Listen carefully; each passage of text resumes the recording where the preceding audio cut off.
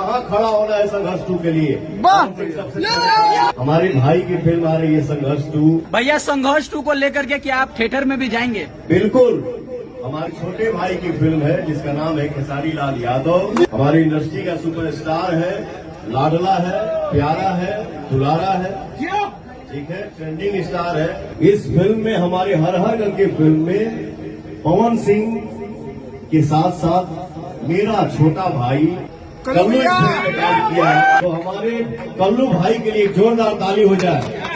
स्मृति सिन्हा आरोप लगा रही है कि हमको जगह नहीं दिया गया फिल्म में, ट्रेलर में जगह नहीं दिया गया, पोस्टर में जगह नहीं दिया गया। एक इंटरव्यू में कह रही थी पवन सिंह के साथ कभी फिल्म नहीं आएगा। अच्छा एक बात बताओ कि ट्रेलर हम काटने गए हैं?